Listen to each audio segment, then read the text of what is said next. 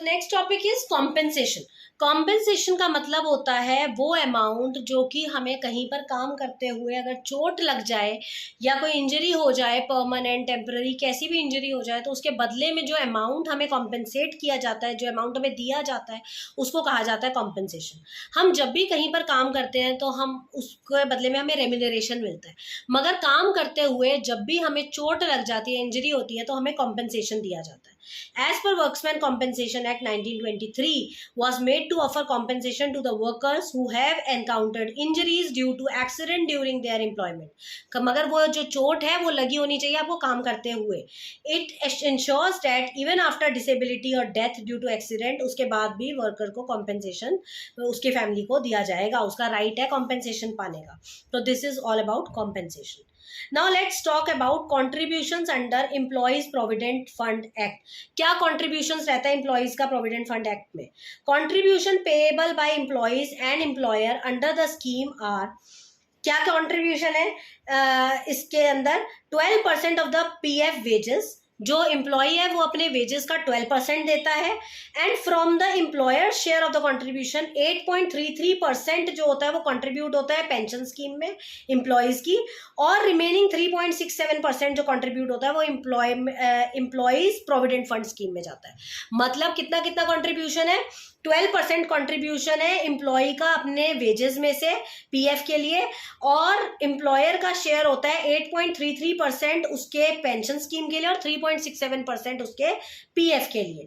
जो employees provident fund scheme है receive करती है एंड मैनेज करती है रिटायरमेंट सेविंग, मतलब एक तरह का सिक्योरिटी हो जाती है कि आफ्टर रिटायरमेंट आपको ये पैसे मिल जाते हैं. मैंडेटरी कंट्रीब्यूशन है ये एम्प्लॉय का of private and non pensioner public services को भी ये करनी पड़ती है as voluntary contribution by those of informal sector. The contribution is the amount of money paid to the EPF which is calculated based on monthly wages. जो इसका contribution होता है वो calculate किया जाता है monthly wages के हिसाब से employee की, और जो employees provident fund account में contribute होता है. Employee provident fund contribution for each employee are made up of employees and employers contribution share. उन दोनों के ही contribution से इसका जो provident fund है वो बनता है total. The employees share is decided by employees wages and contributed to EPF. जो employee का share है उसके wage पे depend करता है, जबकि employer का share इस चीज पे depend करता है कि amount of money contributed by the employer for employees retirement benefit. तो अगर वो नहीं करते हैं इस तरीके का कोई प्रोविजन तो इसको ज़्यादा से ज़्यादा 3 साल की यह सज़ा हो सकती है और 10,000 का फाइन हो सकता है. तो it is very necessary. Next question is function of conciliation officer. अभी मैंने आप लोगों को पीछे कंसीलिएशन के बारे में बताया था, तो अब हम बात करेंगे फंक्शन ऑफ कंसीलिएशन ऑफिसर. एक कंसीलिएशन ऑफिसर कौन होता है? According to industrial dispute act 1947 has provided some authorities prevention and settlement of industrial dispute such as work committee, conciliation officer and board of conciliation. जब भी कोई dispute होता है तो उस डिस्प्यूट को सेटल करने के लिए 3 चीजें बनाई गई हैं: works committee, conciliation officer sorry and boards of direct conciliation. तो इसमें हम पढ़ेंगे about function of conciliation officer. It is a process by which discussion between employer and employee is done in presence of conciliator. Conciliator की presence में employer और employ दोनों को बिठाया जाता है और उनके बीच में एक मीडिएटर बैठता है जिसको हम कंसीलिएटर बोलते हैं, जो कि हीटेड डिस्कशन को इग्नोर करवाता है. Conciliator officer is a public servant that exercise all the quasi judicial power of civil court under CPC. CPC के अंडर जो भी सिविल कोर्ट के जज के जो डिसीजंस होते हैं, जुडिशियल पावर होते हैं, वो सब इसके पास होते हैं. He should have law degree और 7 साल का उसका एक्सपीरियंस होना चाहिए और 3 साल का कंसीलेटर ऑफिसर होने का एक्सपीरियंस होगा, तभी वो एक कंसीलेटर ऑफिसर बन पाएगा.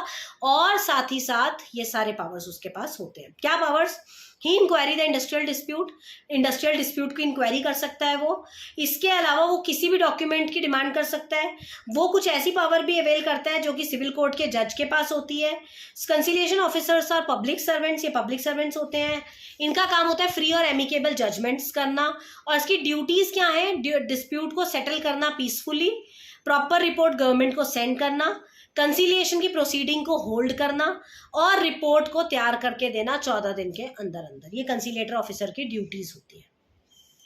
अब नेक्स्ट क्वेश्चन है industrial dispute. What do you mean bye industrial dispute? हम इतनी देर से इधर उधर की चीजें पढ़ रहे हैं. इंडस्ट्रियल डिस्प्यूट एक्ट के अंडर इंडस्ट्रियल डिस्प्यूट ही क्या है?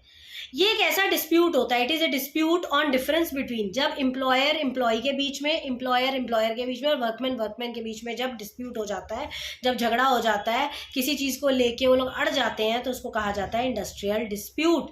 ठीक है, every human being has different needs. आज के टाइम पे हर किसी की अलग अलग नीड्स है, तो जब वो नीड्स फुलफिल नहीं होती, हर किसी को खुश करना आसान नहीं है, तो वर्कर और एम्प्लॉय के बीच में झगड़े हो जाते हैं। तो दो तरह के डिस्प्यूट्स होते हैं, इंडिविजुअल डिस्प्यूट्स और एक कलेक्टिव डिस्प्यूट। जब किसी एक इंसान के डिस्प्यूट की बात होती है तो उसको कहते हैं इंडिविजुअल डिस्प्यूट, और जब कलेक्टिवली किसी ग्रुप ऑफ वर्कर्स के लिए कोई नुकसान हो रहा है तो उसको कहते हैं कलेक्टिव डिस्प्यूट। क्या कारण हो सकते हैं डिस्प्यूट्स के?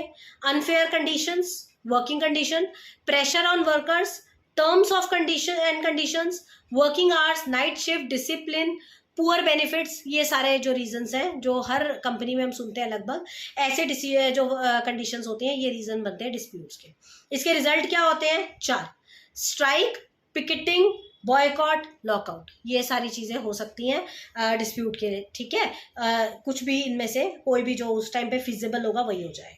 और इसकी सेटलमेंट कैसे होती है? या तो कंसिलेटर ऑफिसर बिठाया जाता है या फिर वर्क कमेटी बिठाई जाती है, यही इसको सॉल्व करते हैं।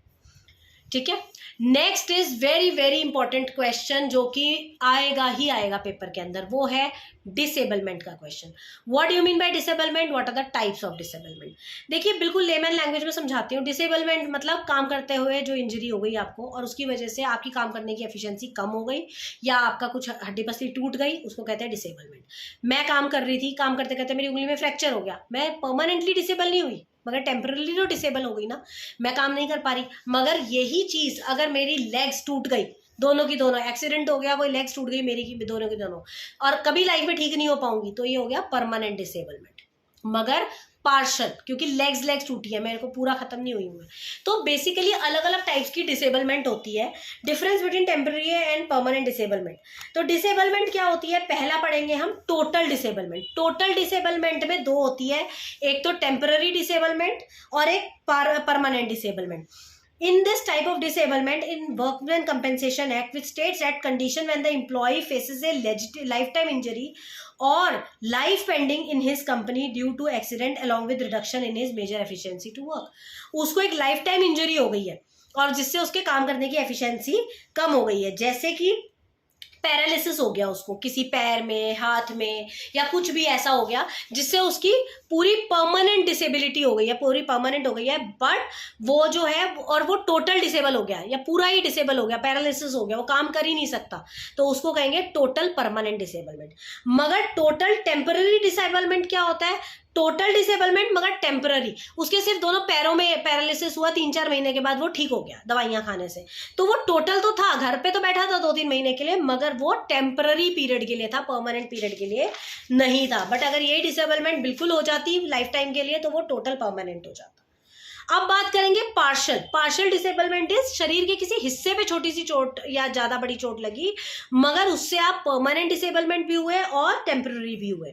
जैसे कि आपके काम करते करते या कुछ चोट लग गई आपको किसी मशीन से, आपके टांग में प्लास्टर चढ़ गया तो आप 2 महीने घर पे बैठे, सिर्फ टांग में चढ़ा, आप ऑफिस भी आ सकते हो, ठीक है, मगर आपके काम करने की एफिशिएंसी खत्म हो गई, उसको कहते हैं पार्शल डिसेबलमेंट परमानेंट। ठीक है, उसके बाद एग्जाम्पल गलत हो गया, लेफ्ट हैंड की या राइट हैंड की कोई फिंगर टूट गई आपकी और आपका टाइप राइटिंग का काम है, तो उस फिंगर के बिना एडजस्ट करने में यू विल नीड टाइम, उसको कहते हैं पार्शियल डिसेबलमेंट परमानेंट, क्योंकि उंगली तो हमेशा के लिए गई ना, आपकी उंगली तो वापस नहीं आएगी, तो एक फिंगर का चले जाना या कोई शरीर का कोई छोटा मोटा हिस्सा टूट जाना हमेशा के लिए is permanent but partial disablement. और पार्शियल में टेम्पररी क्या होता है कि आपकी उंगली में फ्रैक्चर आ गया कुछ टाइम के लिए और वो फ्रैक्चर थोड़े टाइम के बाद ठीक हो गया, तो उसको कहते हैं पार्शियल डिसेबलमेंट मगर टेम्पररी। तो आपके टोटल और एक तो हो गया आपका फुल्ली डिसेबलमेंट, जब आपकी पूरी बॉडी वो हो जाती है, डिसेबल हो जाती है परमानेंट टाइम पीरियड के लिए और टेम्पररी टाइम पीरियड के लिए। एक होता है आपकी बॉडी में पार्शियल डिसेबलमेंट हुई है परमानेंट टाइम पीरियड के लिए और टेम्पररी टाइम पीरियड के लिए। तो there are 4 stages of disablement, तो आपको ये चारों लिखने पड़ेंगे उसके अंदर।